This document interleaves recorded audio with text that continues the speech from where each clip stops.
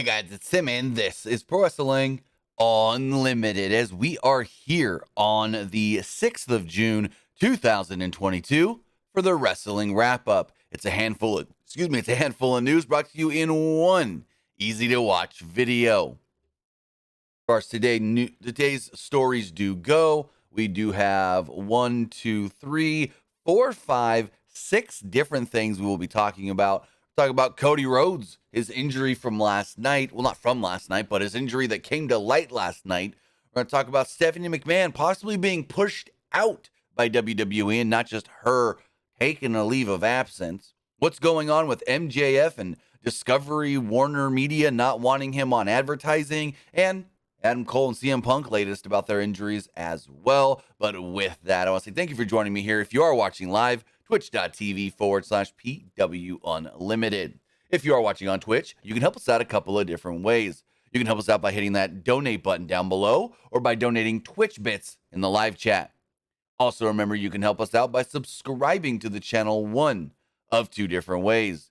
You can either subscribe with a tiered subscription, or you can be like New Jeffrey recently did with Amazon Prime. You take that Amazon Prime account, you take that Twitch account, you link them together, bada bing, bada boom, you're Prime Gaming. If you already have Amazon Prime, then you don't have to pay any extra, and you get a lot of cool things like free games, you get free stuff for games, and you get, well, one free subscription to any Twitch channel you want to subscribe to throughout the month, and I'd greatly appreciate it if you subscribed right here, Pro Wrestling Unlimited. But on the flip side, if you're watching later on YouTube, or if you're just a subscriber on YouTube, don't forget to hit that join button down below to become a channel member. As a channel member, you get early access to news, early access to podcast episodes, early access to non-news videos, and so much more. Last week, we did give you our graphics packages for both Hell in a Cell and for WWE or NXT in your house. Also, remember that you can get all of that as well by heading over to patreon.com/PW Unlimited. It more directly supports us when you subscribe at Patreon, and it's in an easier area for you guys to find everything. And finally, head over to the Epic Game Store. Button's still not working. Whether you're buying a new game, buying an old game, claiming one of the free games, or getting bucks for Rocket League, Fortnite, or even Fall Guys, well, it's going to ask you if you have a creator code, and you do. It's PW Unlimited. Remember, the new season of Fortnite just dropped yesterday. Their Vibin season. And not only do they have the Vibin season that you're going to need to buy the Battle Pass for, but they got a new crew pack as well with a very dope Power Ranger looking mech skin. So drop some money on those, and don't forget to put code PW Unlimited down when you're getting all your V-Bucks and stuff on Fortnite for, the new season that just came out yesterday. But with that, we've got a lot to talk about. And let's kick it off with talking about Cody Rhodes and his torn bicep right off the bone. Now, the first thing I do want to do is I want to actually link you guys, and I will put this in the description and whatnot, but I want to link you guys to a video, a very interesting video. I want to get the guy's name right who made this video. Brian Sutter, MD. He actually goes into depth on the injury to Cody Rhodes, where he states that Cody went out there with a torn bicep. He talked about the differences in torn biceps, the major, which is basically from your pectoral region, your chest, your nipple, and all that, all the way over here to your bicep. That's your major pec. And when you tear that right off the bone, which it's not actually technically what he said, tearing just right here off the pec area, you're also tearing it off the bicep, which is why you see the bruising all along the arm as well. You tear it, it's bleeding, and then the bleeding causes the bruising. So it's all in here. And then there's the other one, the minor, which is down here and a little bit up connected towards your shoulder. But he stated that I've seen a lot of people online saying that the doctor who cleared Cody Rhodes to go out there and wrestle with this injury should be fired. And he said, to be honest, there's a couple things you got to look at. If Cody already knows he needs surgery and knows that it's completely torn off the bone, he can't do any more damage to the injury. Like, the injury is as bad as it's going to get. He said, yes, Cody will be in extreme pain, and depending on how long ago the injury happened, he's not going to have much mobility in the arm. Now, the rumor is that the injury did take place on Friday when Cody was weight training. And he said that if Cody only had the, tear on Friday, then it's not actually all that bad for mobility. He may still have a little bit of the mobility because the actual swelling is not where it's going to be by the impotence of the injury. It still hasn't finished swelling. And because it still hasn't finished swelling over the last 2 days, he's still got a little more mobility than you would by like the end of a week or by the time you go in for surgery. He also said that this is not fake. This is not, they put a bunch of makeup on him to make it look like he injured himself. He said one way to tell that you have torn your pec is to look straight on at your nipples or whoever's nipples it is. And whichever one is the torn pec, that nipple, maybe not by much, but that nipple will be drooped down a little bit lower. So say, these are my nipples, my fingers here. And on Cody, he said you kind of couldn't tell because he's moving around so much. But in one shot, he was able to freeze frame. You could tell just slightly down. Just slightly down. And he's like, that's one fail-safe sign of just being able to look and say, that's a torn bicep. He said, plus, when you look at the pec, or not torn bicep, torn pectoral muscle. He said, also, when you look at the pec, you'll see less definition in it. It'll be more rounded instead of more like defined and chiseled area. And he said, Cody's, you can see some of the swelling already and how more rounded it got instead of actually defined. So I will link you guys. Actually, let me put the link in the Twitch chat if you guys are watching live in Twitch. We can get you the link there. But it's a very informative video about Cody Rhodes and his injury. I will put it in the description when I post this on YouTube. So if you're watching on YouTube, you get the description there. And I will, after we finish this live video, I'll tweet it out as well. And I'll put it in the community tab on YouTube as well. So you'll have different areas. It's like a 6-minute video, but it's very informative. And I think that especially if you're someone that's on the fence about this, saying, oh, he wasn't really injured or it might not be really that bad, watch this guy's video. But as far as Cody and his injury do go, we do have an update from Fightful where they wrote the following.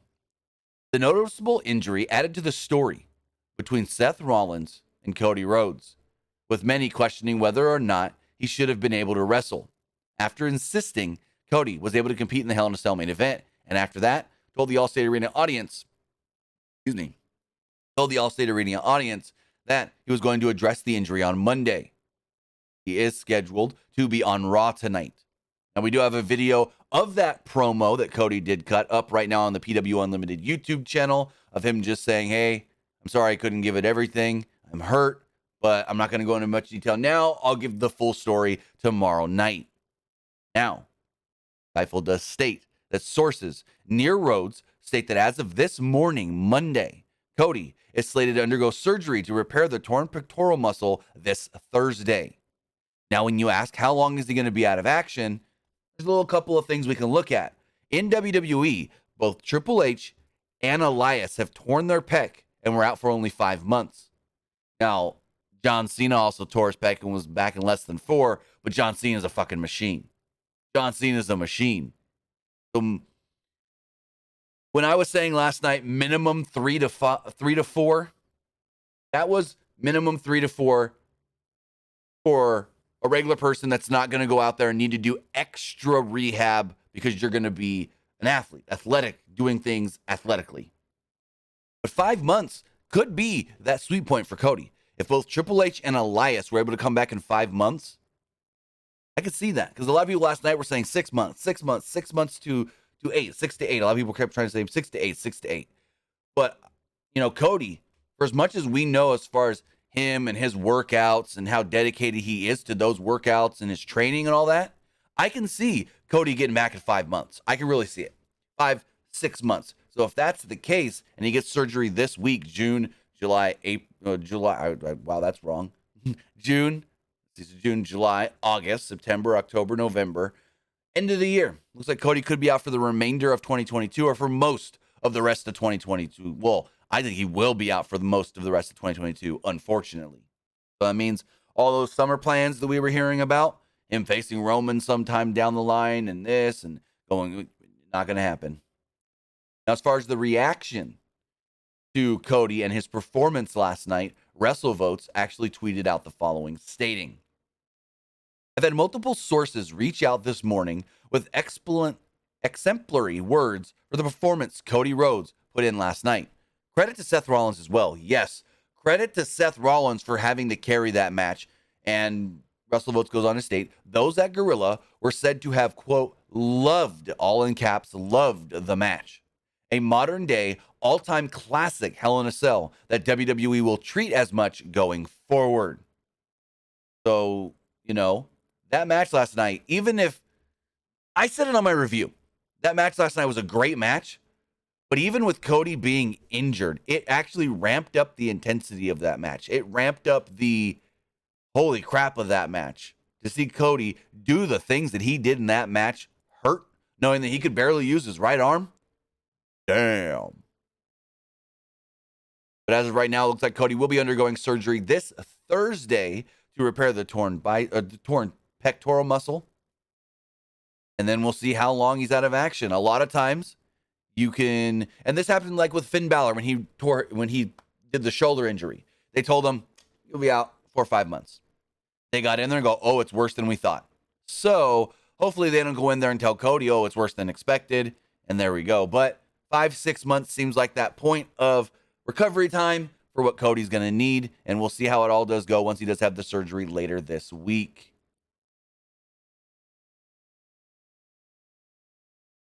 As far as WWE does go, we got some more WWE news. And this first one pertains to Stephanie McMahon and her quote-unquote leave of absence, or if that's what it really actually is. Because now it's being said that maybe she was forced out, and maybe forced out a little by her own papa. So in a new report from the Business Insider, they actually wrote the following, stating, and now what the... Here we go. They claim that Stephanie McMahon's leave of absence was orchestrated partially by her father, WWE CEO and chairman Vince McMahon, as part of a behind-the-scenes shakeup at WWE. One source that spoke with Business Insider confirmed a recent report of those questioning Stephanie's performance at an executive level. The source stated, quote, family or not family, we've got to get the right people in place. As for those reasons, Vince McMahon and WWE felt that they needed to move on from Stephanie. The report states that the company felt that they were underperforming in ad revenue. Stephanie being the chief brand officer, it's her job to go out there and get sponsors. It's her job to go out there and get the most money that she can from those sponsors. And it was felt like now she ain't doing an adequate job. WWE expected to be making at least $100 million in ad sales and brand partnership deals annually, hoping to match what the UFC does. And that wasn't the case, as a source stated, quote, we weren't seeing that growth. When someone is moved out of a company, it's usually the result of something not working. We took stronger control of the last few months of that over the last few months ago. While no statement in the article confirms that Stephanie will not return to WWE, it is stated that she claims that she wants to return, and it implies that she may very well be done with the company, though, as some see this as her exit and not just a leave of absence. So we'll see how this all does go, but it does seem like maybe she was forced out a little bit because she was underperforming in her job, not bringing in enough money that the company actually wanted. So, and for them to say, quote, that, where was the one line?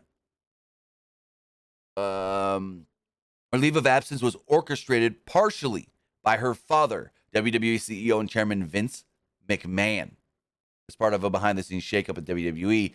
That's really got to hurt. And Vince said this on the Pat McAfee show recently, quote, I've probably expected more from my family members than than of other employees. You have to do the right thing for the business. If the person isn't working out, they shouldn't be part of the company. So, and Dave Meltzer also had a little bit more on this as well on the FRW forum, stating, quote, her, as Stephanie, leaving was 100% her choice. She had been talking about that with close friends from when Paul had his heart issues. That said, key people in the company, once she was gone, did want to bury her on the way out. That shocked a lot of people, including me and those close to her. When I noted to someone very high up in the food chain that the burial was starting, they told me that if they did it publicly, it would be career suicide, only to find out that they had already started the burial and it was coming from the top. There's a much bigger story here. The company outright wanted to bury her here. Something happened after she left clearly. The company did a total 180 about her from 2 weeks ago after she left. They never, excuse me, he closes it out by saying, they never even did that when Barrios and Wilson left the company. So something's going on where they wanted Stephanie out, and now people are like, yeah, this wasn't her wanting to leave. This wasn't her decision. It was, she wasn't doing an adequate job, and that's what's now sounding like. Sounding like maybe she didn't do the adequate job. Mr. Bangs in the chat says, who takes Steph's role? Well, we know that right when she left, Nick Khan was going to take some of those duties. But eventually the word was that they were going to hire somebody else as the new chief brand officer. They stated just for the time being until Stephanie returns. But if they're saying that Stephanie wasn't doing an adequate job, then maybe they ain't wanting Stephanie back and they're going to hire somebody to take that role full time. So as of right now, I don't believe anybody has been officially hired for that role. But it is very interesting. And actually, hold on. Let me just see one thing. I know Jeff Jarrett was recently brought in to help on the, actually run the, wait. This is interesting. Okay, there's a new report here that I see. It says, this is from Wrestling Inc. It's hard to believe. It's only been a little less than 3 weeks since Stephanie McMahon stunned the wrestling world and her colleagues by announcing she was taking a leave of absence from her position as WWE's chief brand officer. The upheaval continued since then, with WWE Hall of Famer Jeff Jarrett being brought in for an executive role and reports emerging of McMahon's abilities as the CBO being questioned. Today, WWE has announced another new executive will be joining the company via a press release on the promotion's official website. WWE has hired Catherine Newman as their new executive vice president and head of marketing. The move notes that Newman's part of WWE's senior leadership team, according to the release, and notes that she's part of the senior leadership team and will oversee marketing, brand, community relations, and others in that area. So there we go. There's Stephanie's replacement, Catherine Newman. Because when it says right there, she will be overseeing marketing, branding, community relations, and other areas. That's Stephanie's job. They're just not calling her the chief brand officer like they did for Stephanie. They're calling her executive vice president and head of marketing. So there we go. There's Stephanie's replacement right there. So we'll see if she comes back. I don't know. She said in her tweet, it's a leave of absence for now. Like she's, hold on. Let me pull up that initial tweet. I want to read that initial tweet again. So Stephanie McMahon on Twitter. That initial tweet did state, as of tomorrow, I'm taking a leave of absence from the majority of my responsibilities at WWE.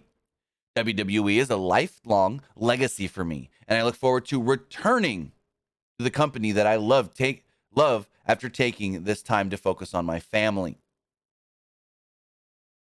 So she said she wants to return. She's focused on returning.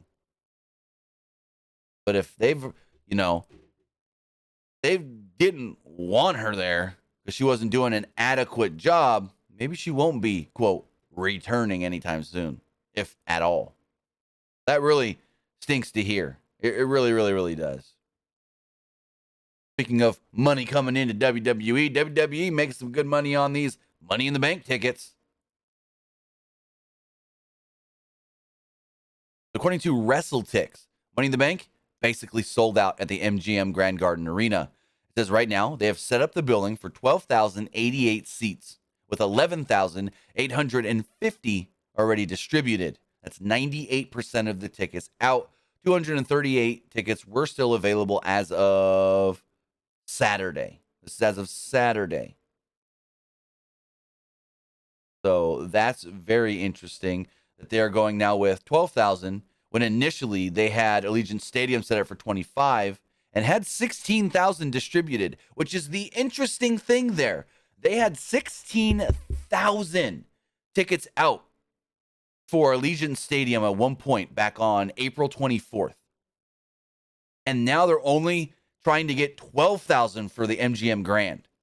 That's very interesting. And I guess maybe they felt like it was going to look too sparse inside Allegiant Stadium, and that's why they moved it to the smaller building.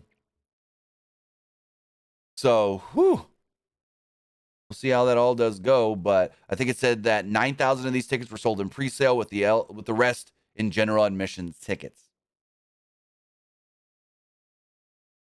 Also, Tony Khan, now we don't know the exact number, but Tony Khan had stated that Double or Nothing tickets did over $1 million gate.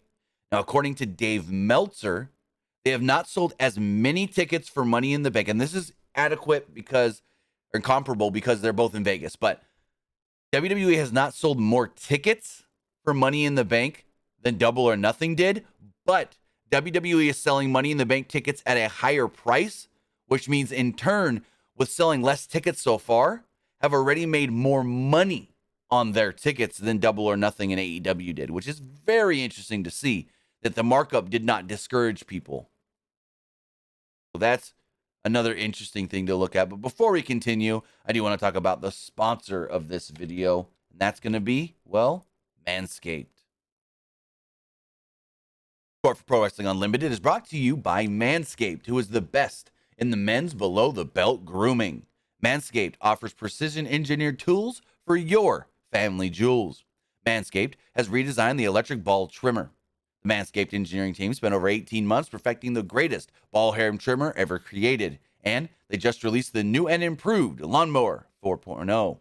The fourth-generation trimmer features a cutting-edge ceramic blade to prevent manscaping accidents. Millions of balls are about to be nick-free thanks to Manscaped's skin-safe technology, advanced skin-safe technology. Manscaping accidents are finally a thing of the past. I know a lot of times you say, yeah, I nicked myself because I was rushing. Well, with Manscaped, you don't have to rush because their premium battery lasts up to 9 hours on a single charge, which means you can take your time. Not 9 hours, 90 minutes. I read that way wrong. 90 minutes on a single charge, which means you can take your time and not have to rush. Also, one cool thing, the coolest thing, is the LED light, which illuminates grooming areas for a closer and more precise trim. They've also upgraded to a 7,000 RPM motor with a quiet stroke technology. And let's not forget about that charging stand. Show your mower off loud and proud because the intelligently designed stand is a rapid charging dock powered by USB. If you are listening, then go ahead, go to manscaped.com right now. Your junk will thank you. Get 20% off and free shipping when you use code PWU Unlimited at manscaped.com. Again, that's 20% off and free shipping when you use code PWU Unlimited at manscaped.com. Also, as Mr. Bang says here in the chat, it is just for balls or for beards too. Well, you can use it on your beard. Now, the thing, though, is it doesn't have guards on it, like different sizes. So it's either you trim it flat, you trim it all off, or nothing. You can use it on your beard if you're just looking to straight get rid of it. But I don't know if you want the same thing touching your balls on your face. But Manscaped, 20% off and free shipping at manscaped.com when you use code PW Unlimited. Your balls will thank you. And trust me, I know. I got one, and I use it at least once a week. As we move forward, we got our AEW news block here, where first we're going to talk about CM Punk. So CM Punk on Friday actually announced that he's injured and needs to take some time off and have surgery. Now, CM Punk did not state what the actual injury is. He did not state anything other than, I've got a broken bone. Now, what's the word I'm looking for? The thought going around, the rumor is something to do with his foot. He injured himself on Wednesday, and according to Dave Meltzer, Wednesday evening they knew something was wrong, but didn't know the severity. Then come Friday is when they finally knew how bad the injury was and that it required surgery. Hence why kind of it all seemed last minute. Like last minute of, oh, crap, Punk's hurt.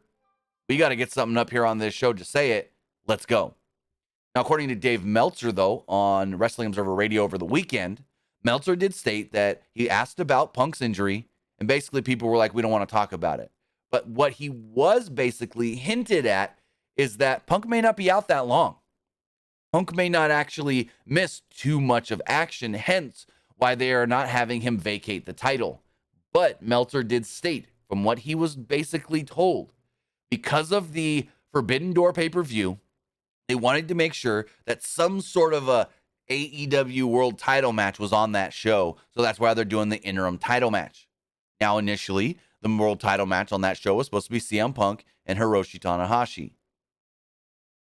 Now, they're going to do something where it's probably going to be Moxley and Tanahashi for the interim title. But Meltzer did state that from everything he was able to gather, it looks like Punk could be back in time for All Out in September, if not maybe Full Gear in November.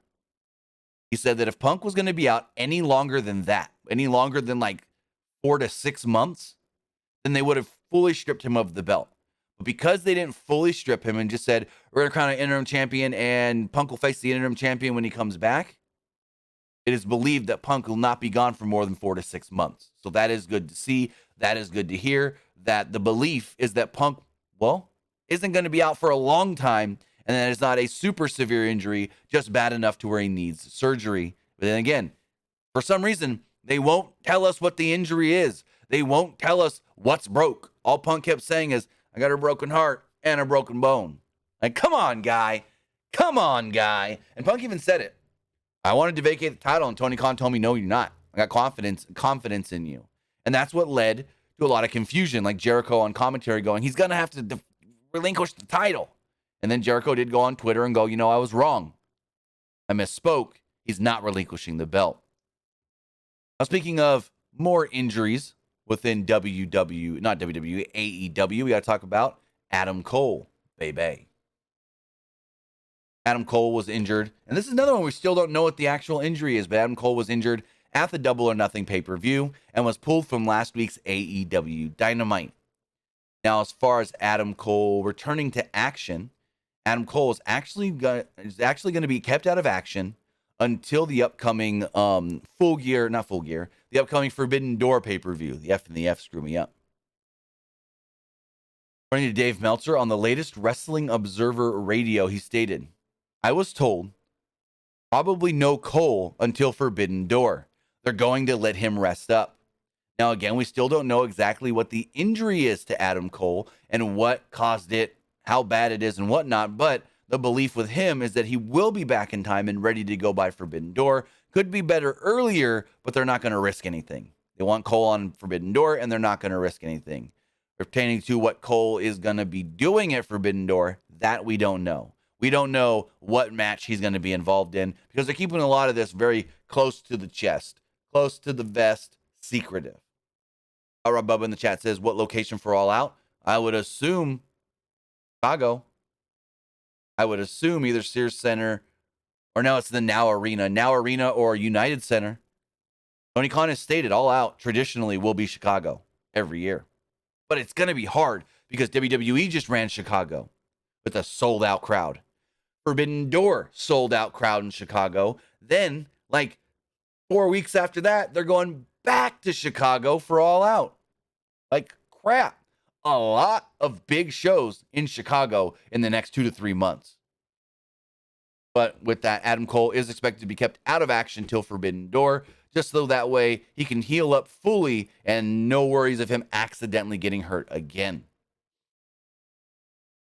Final news story we do have to talk about today is just another development in what the hell is going on with old MJF.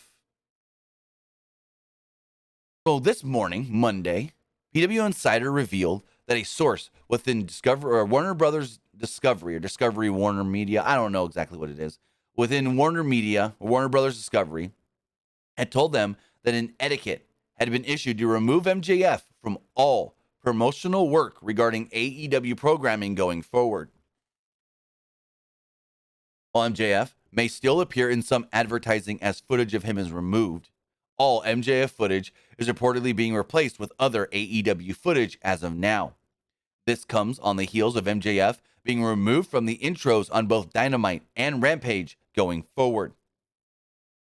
Now, again, it is still not known if this all is a work or if this all is, real life stuff. Is MJF gonna get his release? Is AEW fed up with him and said, hey, you're out? It's very weird that it's not like a Tony Khan move where, okay, if this is a work, we're going to go full in on work and we're going to remove him from advertising. No, I don't think Warner Brothers Discovery would also be in on the work as well and then be leaking this info saying, hey, we're doing this with MJF, or actually we're not doing this with MJF. So it's very interesting, and all signs do point to AEW and Warner Brothers Discovery relationship being strong here and being, I guess you could say, on the same wavelength when it comes to this MJF stuff. They don't want to promote him if he's not going to go out and do his job properly. So again, this is another development in the MJF story, which just gets crazier every day, like legit crazier by the day or every other day or so forth. There's something new coming out with this GD MJF stuff, and it's just like, what? Now Warner is getting involved saying, oh, we don't want him on any posters. We don't want him in any promotional videos. Commercial on TBS, commercial on Rampage? Nope. Oh, talk about him during the NBA Finals? Nope. Basically, it's all that. So, yeah. Very interesting that now MJF, after being pulled from shopaew.com, all his merch being pulled from the roster page, being pulled from the Dynamite and Rampage intros, now he's being pulled from any and all advertising. Whew, that's rough. And we still don't know if this is all real, all a shoot, or if it's a very, very, very elaborate work. We still don't know, but we will continue to follow this MJF story as we have for the last week and a half now. And if we do hear anything else on the relationship between MJF, AEW, Warner Brothers Discovery, and so forth, we'll have it for you right here on Pro Wrestling Unlimited. But with that, guys, that's going to wrap up the wrap up. Now, I know tonight we do have Monday Night Raw, but I'm going to double check because before we went live, nothing announced. Let's check WWE's website really fast to see if there's anything since we went live announced. Nothing so far. Let's check WWE's Twitter. And I know I haven't gotten the email yet on this is what's going down on Raw. So we know Cody said he'll speak, but that's really all we know.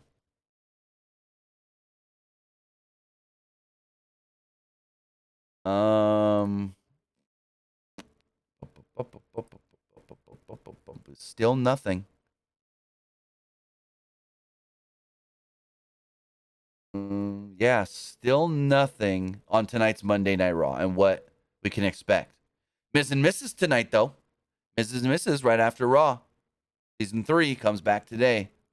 I'll be watching that for sure. But with that, guys, I want to say thank you for joining me here. If you're watching live, twitch.tv/PW Unlimited, or if you're watching later, youtube.com/Pro Wrestling Unlimited, or on podcast platforms all around the globe like Anchor, Spotify, Stitcher, iHeartRadio, Apple Pod, Google Pod, and so much more. So with that, guys, have a great rest of your Monday. We'll be back live tonight for a review of Monday Night Raw. So have a good one, guys, and I'll see you next time.